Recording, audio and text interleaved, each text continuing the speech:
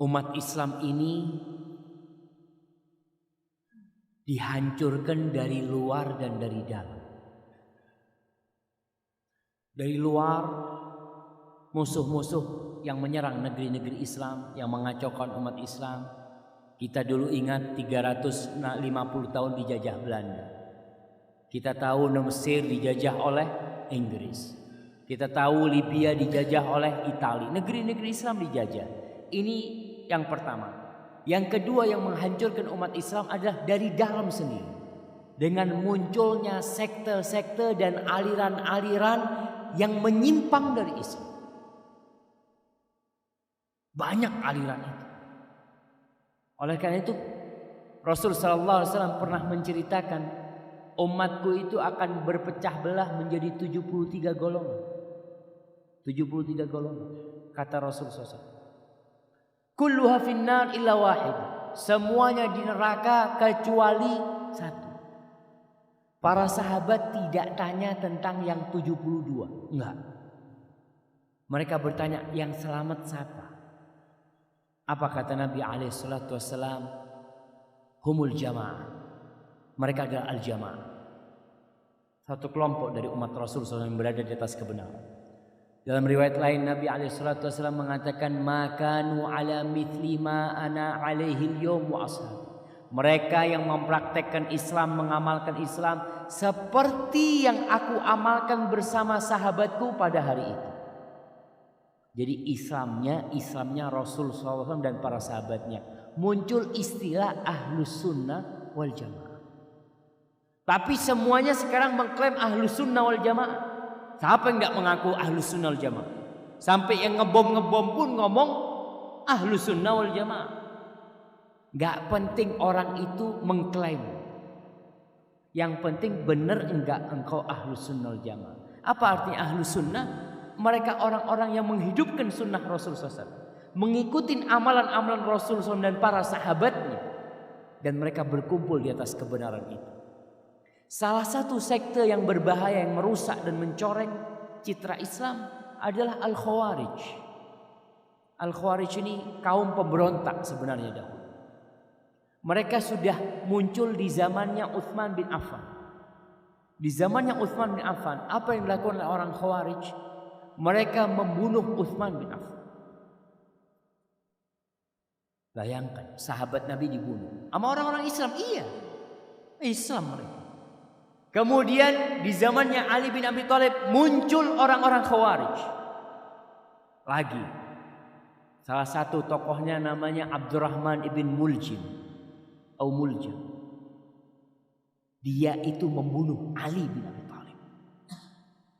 Dan dia membunuh Ali mengharapkan masuk surga. Antum bisa bayangkan, membunuh sahabat Nabi yang dijamin masuk surga, mengharapkan masuk surga. Inilah pemikiran.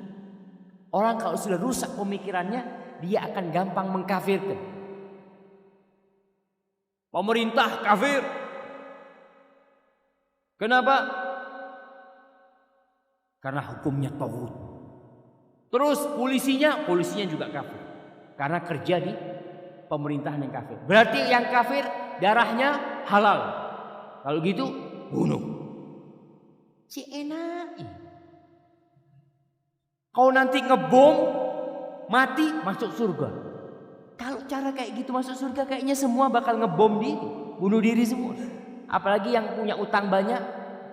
Aduh, aku iso nyaur utang. Bismillah. Nih bomnya pasang. Subhanallah. Islam tidak mengajarkan hal itu. Membunuh orang kafir. Nih kafir, bukan Islam yang dianggap kafir. Yang kafir asli. Tidak dalam kondisi perang. Rasul SAW menceritakan, beliau berkata, man qatala mu'ahadan. Barang siapa yang membunuh orang kafir yang ada perjanjian dengan umat Islam. Orang kafir mungkin hidup di negeri Islam, atau orang kafir ada perjanjian damai dengan umat Islam. Orang Islam lalu membunuh orang kafir itu dengan harapan masuk surga.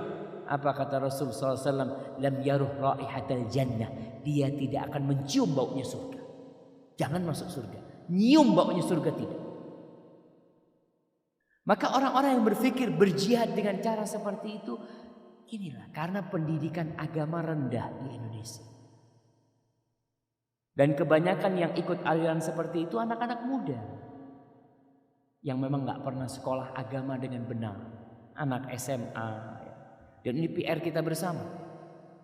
Dan pemerintah kita memerangi mereka tidak hanya dengan kekuatan. Karena kalau cuma memerangi pemikiran itu dengan densus umpamanya, orang ini mati yang dibunuh terorisnya itu. Tapi pemikirannya tetap ada di orang-orang.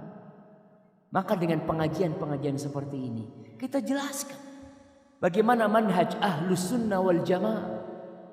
Tidak mudah-mudah mengkafirkan. Orang yang masuk Islam dengan jelas, maka tidak bisa dikeluarkan dari Islam kecuali dengan cara yang jelas pula. Para ulama sudah menjelaskan tentang kelompok Khawarij ini. Mereka orangnya ahli ibadah. Nabi SAW menjelaskan tentang orang Khawarij dulu itu. Apa kata Nabi SAW? Tahqiruna salatakum ma'a salatim. Salatnya kalian kalau dibandingkan dengan salatnya orang-orang Khawarij, salat mereka lebih banyak. Bacaan Quran mereka lebih banyak. Tapi bacaan itu tidak sampai kepada hati mereka, cuma sampai kerongkongan. Maka kenapa kita diperintahkan untuk kembali kepada ulama-ulama ahli sunnah wal jamaah? Jangan sampai kita salah. Diklaim bahwasanya ini jenggot. Hati-hati, jenggot ini teroris. Subhanallah. Kalau kita lihat ulama-ulama Indonesia yang dulu-dulu, rata-rata semuanya pakai jenggot. Karena Rasul sallallahu alaihi wasallam pakai jenggot. Dan itu bukan ciri-ciri teroris, enggak. Namun media memang menggambarkan Islam itu keras. Islam itu bukan rahmatan lil alamin. Ini buktinya. Ini mereka ingin memojokkan Islam sebenarnya. Islam itu rahmatan lil alamin. Dan kita yang ngerti harus menunjukkan ini loh Islam yang sebenarnya. Maka pertanyaan tadi yang mengatakan ada sebagian yang mungkin dengan ngebom sana ngebom sini dia berpikir dia bisa masuk surga. Jangan dulu. Kau belajar.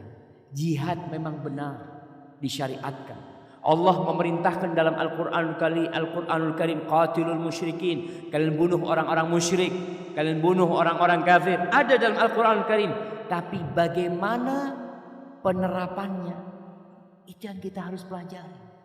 Nabi SAW tinggal di kota Madinah sama orang Yahudi. Tetangganya orang Yahudi. Umar bin Khattab, siapa yang membunuh Umar bin Khattab? Siapa jemaah? Anda kasih hadiah. Siapa yang membunuh Umar bin Khattab? Abu Lu'lu'lah. Apa agamanya? Majusi. Hidup di mana dia? Di Madinah.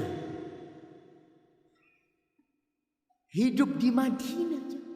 Orang Majusi. Haknya dikasih, hak hidup. Dan tidak dibunuh oleh Umar bin Khattab radhiyallahu ta'ala anhu. Islam itu cinta damai. Kapan Islam itu berperang? Ya kalau Islam disakitin, Islam diperangin, Islam memerangi. Ketika dihalangin Islam dari menegakkan kebenaran, Islam baru berperang. Dan ada syarat-syarat dan rukunnya. Itu yang tidak dipelajari atau difahami oleh sebagian saudara-saudara kita dari kaum muslim. Ya doakan mereka. Sekarang ini untuk menakut-nakuti orang, pokoknya kalau nggak senang hati-hati teroris. Belum tentu teroris. Kita hati-hati juga tidak gampang-gampang menvonis orang. Tapi yang jelas aliran yang tadi disebutkan ngebom sana ngebom sini dengan harapan masuk surga itu harus mendapatkan penataran orang-orang seperti itu.